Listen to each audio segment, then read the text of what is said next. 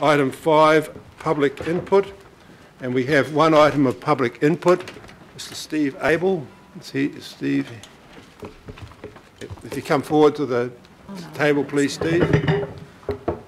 Mr. Abel is from Greenpeace, Aotearoa, New Zealand. Welcome, Steve. Yeah. If you just sit there, yes, and your presentation, it's a PowerPoint, will come up on the screen in a minute. Councillor Walker. Through you, Mr. Chairman, given the significant public interest in the matter that Mr. Abel is going to be speaking to, and I'd suggest the huge number of people that he represents, would it be in order for a slight extension of time? No, I understand. Mr. Abel knows the rules, and I'm happy to put a motion to that effect. No, I think Councillor Walker, that hasn't been requested, and Mr. Abel has only got a limited number of slides, so I think we're in Mr. Abel's hands. Thank you. Thank you, Mr. Abel. Kia ora koutou, councillors and members of the public, iwi Statutory Authority, thank you very much for allowing me time to speak this morning. I speak here today on behalf of Greenpeace Aotearoa New Zealand and also some of the thousands of people who have contacted you over the last couple of days. I also speak here as an Aucklander, born and raised. I was brought up in Mount Eden. I currently live in New Lynn, and I have enjoyed the coasts and the oceans on both sides of this city, this beautiful city in which we live, and I'm sure that you will all share with me in our deep appreciation of those. I'm going to talk to you about the position the council takes on deep sea oil drilling. If I click that second one, will it go to the next one? Yes. Oops. I'm going to play something that you should have all seen. It's an industry standard spill model. This is one that was we did because the industry don't make these public. It was completed in 2010. That doesn't seem to be working.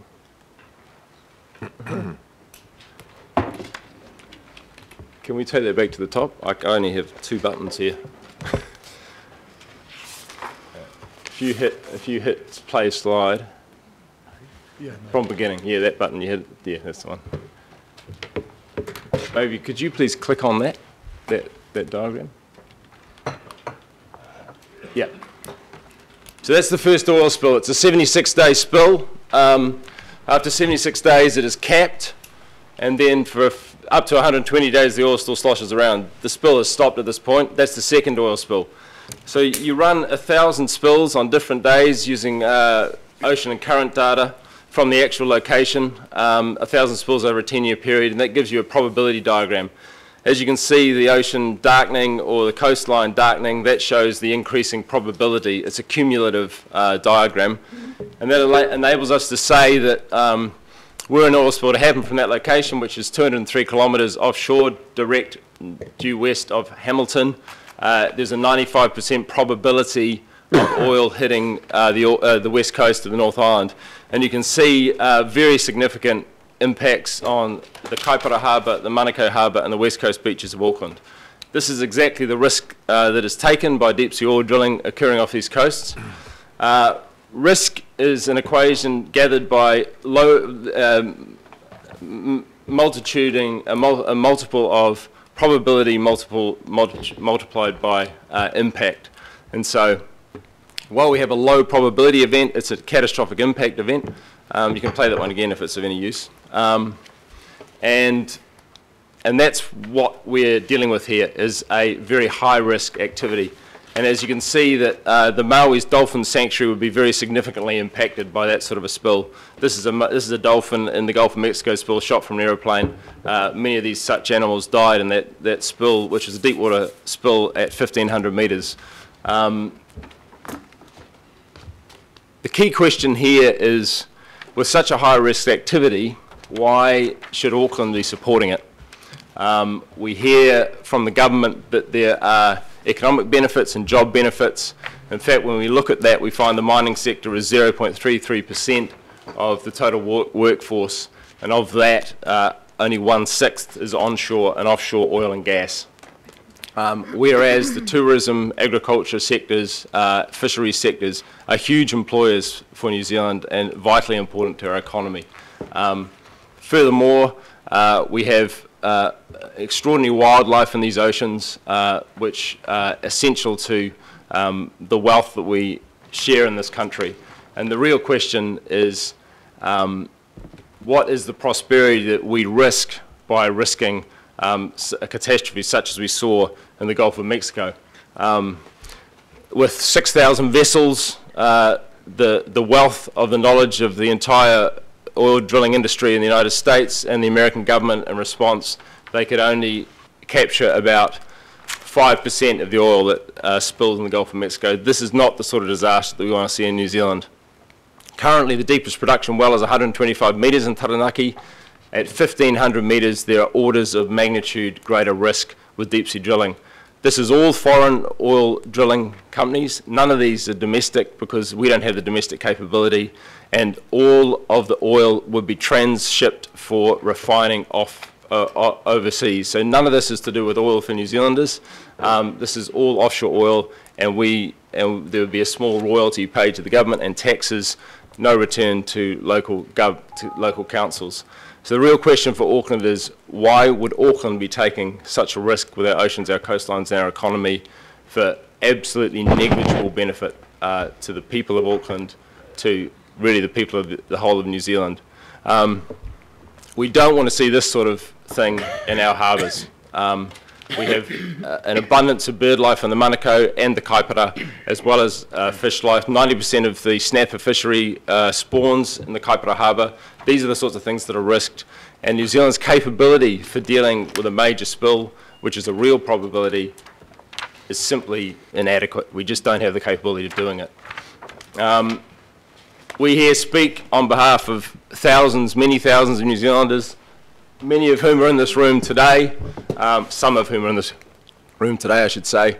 But this is a national movement to say that New Zealand belongs on the forefront of innovating the clean energy future that the world needs, and this sort of extreme deep-sea oil drilling is not a solution to our economic problems.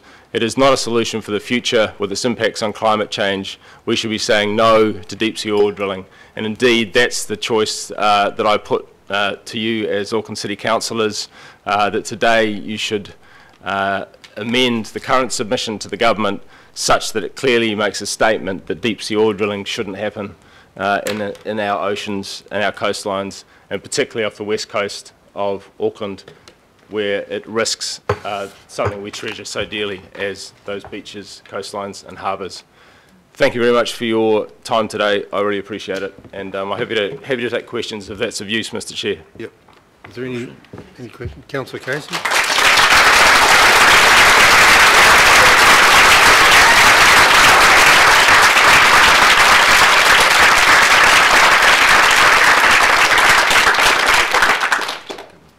Steve, could you tell the councillors about the recent decision by Christchurch City Council? Yeah, the Christchurch Council voted unanimously with some hesitation expressed by one councillor, putting in a very strong submission to the government on the 29th of January, putting in a very strong submission expressing concerns and opposition to the deep-sea drilling and the impacts it would have on Christchurch. And one of the things they explicitly stated, among many things, was the sheer incapability of our current marine oil response systems to deal with what are the substance of the risks with deep-sea oil drilling, and the fact that exclusion zones around marine mammal sanctuaries would be meaningless in the event of a deep-sea blowout because oil doesn't respect an arbitrary boundary. And they said, we've had enough disasters down here, we don't need to risk another one when the benefits to Christchurch they could not see. Thank you. Councillor Watson? Oh, sorry, Walker? Quite all right. He's a good fellow too. Steve, you've quantified the risk and demonstrated just how significant it is.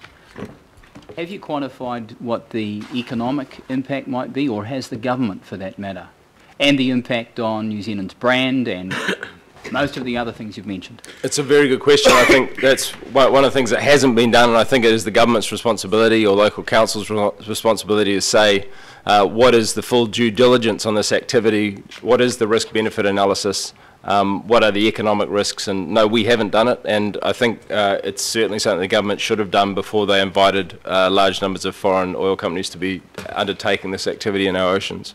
And I think that would be a very reasonable question for the Auckland Council to put to the government and to expect of the government, because if there was an oil spill, as we saw with the Rena spill, which was a tiny spill by comparison, 2,500 barrels compared to, in our spill model, our conservative spill model, we would have 650,000 barrels of oil at 10,000 barrels a day. We just simply did not have the capability to deal with even that tiny spill, let alone what we would do with a major offshore spill, which could be impacting the entire west coast of the North Island. So just to clarify, they haven't done any analysis along the lines that I've asked for either this block or any block for that matter? No analysis of the economic impact of an oil spill of this nature. Thank you. Thank you. Well, I'll move that Mr. Abel be thanked I'll second for his that. presentation. Seconded by Councillor Wayne Walker. I'll put that motion. Those in favour? Aye. Against? Declare that carried. Thank you very much, Mr. Abel. Thank you very much. We'll now move to item 6. There are no local board input. Well, there wasn't any from the local board. Point of order, Mr. Chairman. Yes. Would it be appropriate to move item 11 up the agenda so that we take it Well, after? yes, but I want to just do these fantastic. administrative Thank you matters very in the first instance. No extraordinary items of business, and there are no notices of motion.